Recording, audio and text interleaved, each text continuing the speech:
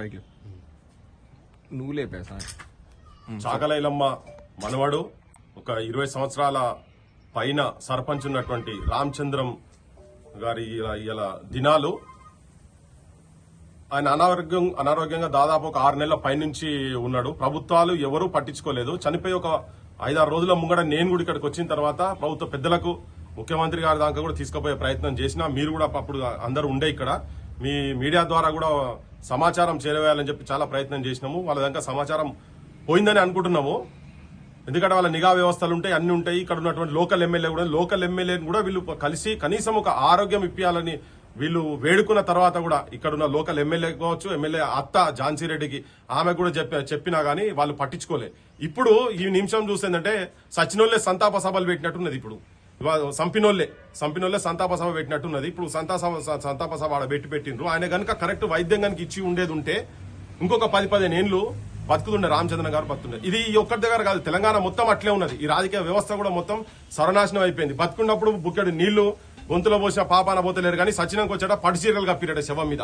అటువంటి రాజకీయ వ్యవస్థలలో మనం ఉన్నాము. దాదాపు ఏంటంటే కరెక్ట్ వైద్యం అందక 80% జనాలు అప్పుల పాలవుతున్నారు.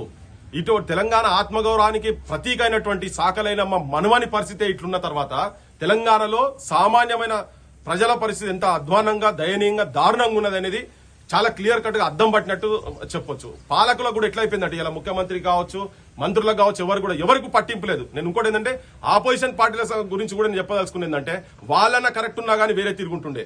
మేము మొత్తుకుని నేనైతే అనుకోలేదు అసలు ఆయన ఇట్లా చేతులు పట్టుకొని ఇట్లా నాకు వైద్యం చెప్పండి నాయన గంతనే సార్లు నాకు అని చెప్పని ఇట్లా వేడుకున్నప్పుడు నేను ఇదే విషయాన్ని అక్కడ చెప్పిన వేరే ఛానళ్లలో కూడా వచ్చేటట్టు కూడా మాట్లాడినాం, చెప్పినాం. కానీ ఏంటంటే దున్నపోతు మీద వాన పడితేనే అప్పుడప్పుడైనా తోగుపుతుంది కావచ్చు, కానీ అంతకన్నా దయనీయమైన దరిద్రమైన పరిస్థితిలో ఈ ప్రభుత్వాలు ఉన్నాయి. కేవలం వాళ్ళకు పొద్దుగా లేస్తే ఎట్లా పైసలు సంపాదించుకోలేదు, శవాల మీద రాజకీయాలు చేసుడు, శవాల మీద పేలాలు ఏర్పడు, పైసలు ఏర్పడు తప్ప ఇప్పుడు ఇది కూడా అసొంటి పనే.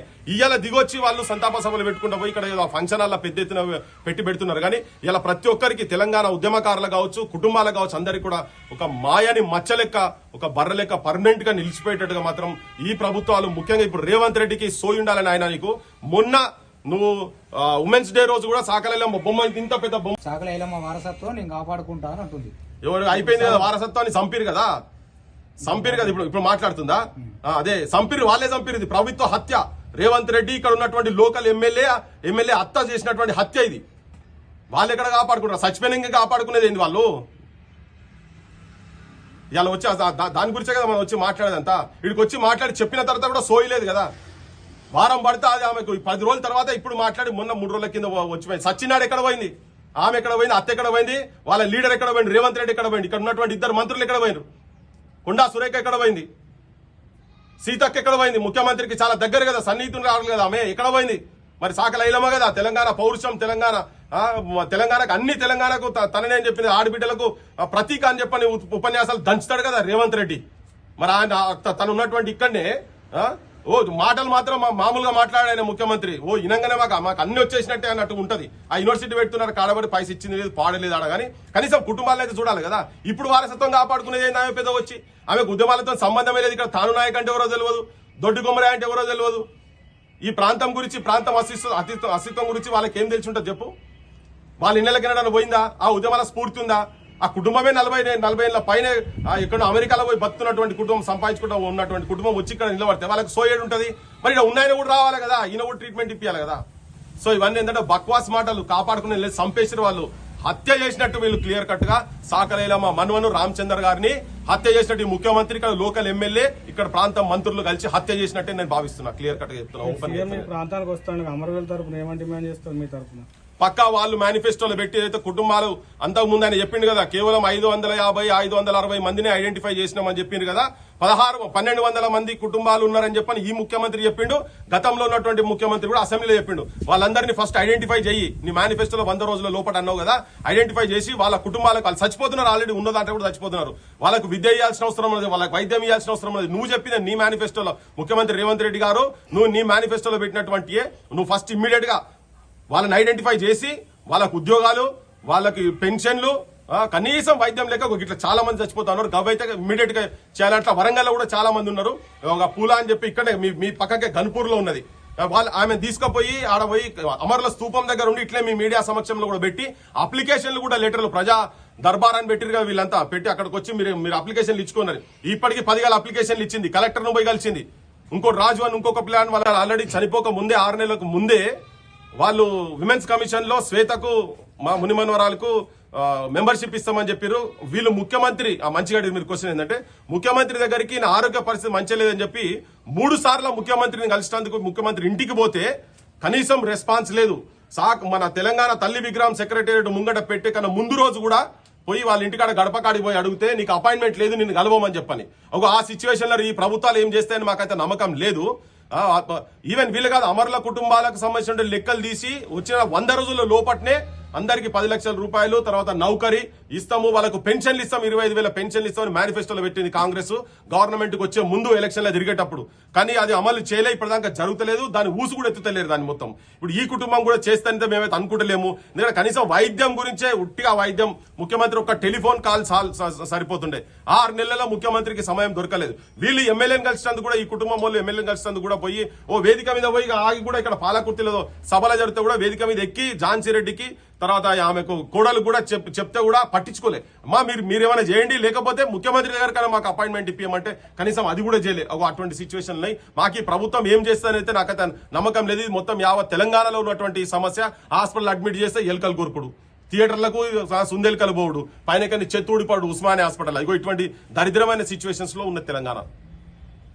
గోపాల్ చెప్పినావు ఆ ఇంట్లో ఒక విమెన్స్ కమిషన్ మెంబర్ ఇస్తా అని చెప్పినావు, అది ఇయ్యలేదు. కనీసం ఆ రోజున నీకు గుర్తుకు రావాలి కదా ఈడ కుటుంబం ఉన్నదని చెప్పని. పరామర్శించిన పాపానవలే పరామర్శలు వద్దే వద్దు. అసలు మీరు తెలంగాణలో ఉచిత వైద్యము ఉచిత విద్య తప్ప ఈ తెలంగాణకు పరిష్కారం లేదు, నీతివంతమైన రాజకీయం తప్ప. నేను ఈ ఇంటికాడ ఉండి చెప్తున్నాను, ప్రజలకు కూడా చెప్పదలుచుకున్నది ఏంటంటే దండం పెట్టి చెప్పదలుచుకున్నది, మీరు ఓట్లు అమ్ముకోకండి దయచేసి. చదువుకున్న వాళ్ళు టీచర్లు కూడా 5,000కు 4,000కు ఓట్లు అమ్ముకున్న తర్వాత జనం పరిస్థితి చాలా ఘోరంగా ఉన్నది. ఎవరెవరితో వాళ్ళ క్వాలిఫికేషన్స్ ఉన్నాయో క్వాలిఫికేషన్ దగ్గర నౌకర్లు కూడా బయట ఉంటలేవు. కాబట్టి సమాజంలో చాలా ఘోరమైన సిచ్యువేషన్స్ ఉన్నాయి. రాజకీయ వ్యవస్థ మారకుంటే ఇటువంటి కుటుంబాలకు తెలంగాణ ప్రజలకు అమరుల కుటుంబాలకు అవమానాలు జరుగుతూనే ఉంటాయి. కనుక దీని ఏదో శాశ్వత పరిష్కారం అట్లీస్ట్ ఇప్పటి నుంచైనా కానీ ఆలోచించాల్సిన అవసరం ఉన్నది. యజుడు మళ్ళా సంతోషంగా వచ్చేసేసారు.